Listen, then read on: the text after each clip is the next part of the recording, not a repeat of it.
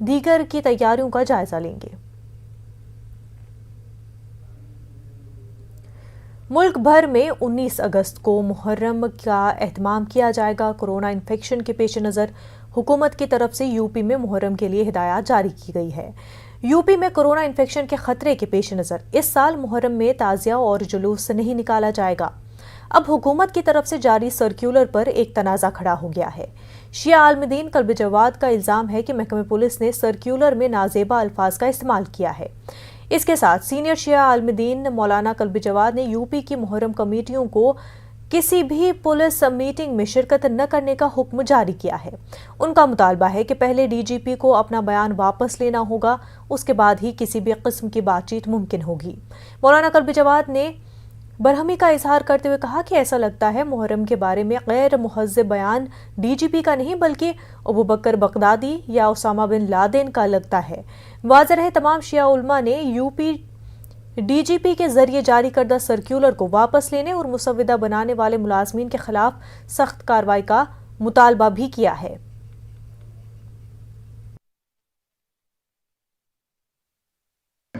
तो इसमें मुहर्रम जो हमारा पाक व मुक़द्दस जो महीना है और जिसमें इंतहाई मुक़द्दस और पाकीज़ा प्रोग्राम होते हैं और इंतहाई पुरअमन प्रोग्राम होते हैं, उसके लिए बहुत ही गलत लफ्ज़ें इस्तेमाल की गई हैं इसमें, और उसको बहुत ज़्यादा उसका इमेज ख़राब करने की कोशिश की गई है। और ऐसा लगता है कि इन्हें हमारे डीजीपी साहब ने मुहर्रम की जो रूह है और उसकी जो स्पिरिट है उसको समझे बगैर ये बयान जारी कर दिया है। और उसमें उन्होंने बहुत ज़्यादा कहा कि वहाँ हुड़दंग होता है और बदतमीजियाँ होती है, ये होता है, जबकि वो शौक का त्यौहार है। ये वो त्यौहार नहीं है जिसमें भंग पी के कोई भंगड़े नाच रहे हो या शराब पी के कोई नाच रहा हो। ये वो त्यौहार नहीं है, ये सिर्फ शौक का त्यौहार है। इमाम हुसैन की शहादत का शौक मनाया जाता है।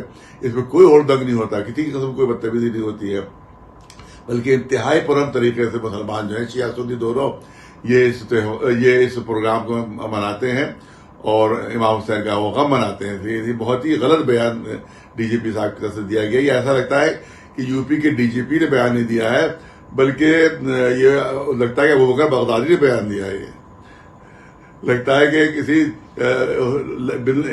बिन लादेन ने बयान दिया है, ये कि जो शियों के अगेंस्ट है, बिल्कुल शियों के बिल्कुल खिलाफ बयान दिया गया है। और इससे बहुत बड़ा भरम पैदा हो जाएगा और जो है इमेज जो है वो मुहर्रम के प्रोग्राम जो है वो खराब होगी और इससे शिया सुन्नी पूरे यूपी में शिया सुन्नी तनाव पैदा हो गया है। जो कल डीजीपी साहब की तरफ से उनके ऑफिस से गाइडलाइन नहीं बल्कि हिदायत मुहर्रम को लेके जो उससे तमाम मुताल्लिक़ पुलिस महकमे हैं उनको दी गई हैं, उसमें मैं ये समझता हूँ क्योंकि ये ड्राफ्ट जो है डीजीपी साहब की तरफ से तो नहीं होगा, ये उनके ऑफिस के लोगों ने किया होगा। जो ड्राफ्ट किया गया है, जो लैंग्वेज यूज की गई है, उसके ऊपर पूरे शिया समुदाय को, पूरी हमारी कम्युनिटी को, पूरी कौम को एतराज है।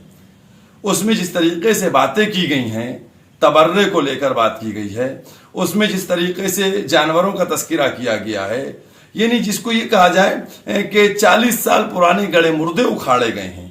मैं तो कहता हूं कि ये ड्राफ्ट करवाने वाला जो है वो खुद चाहता है कि अमन व अमान खराब किया जाए। इसकी मैं ऑल इंडिया शिया फसला बोर्ड के ज़रिए से ज़बरदस्त तरीके से मदम्मत करता हूँ, और ख़ाली मदम्मत ही नहीं करता हूँ बल्कि ये जो पूरी गाइडलाइन जो डीजीपी साहब की तरफ से सर्कुलर जारी हुआ है पूरे उत्तर प्रदेश में मुहर्रम को लेकर, जैसे लगता है कि उनके किसी वहाबी मित्र ने बैठ के इस पूरे सर्कुलर को तैयार किया है। लिहाजा ऑल इंडिया शिया फसला बोर्ड इस पूरी गाइडलाइन का भरपूर तरीके से विरोध करता है, और ख़ाली विरोध ही नहीं करता है। कल यानी 2 अगस्त को शाम को 5 बजे ऑल इंडिया शिया फसला बोर्ड के ऑफिस बेरर्स की एक मीटिंग अवध पॉइंट पर मुनक्किद की गई है, जिसके अंदर इसके ऊपर गौर किया जाएगा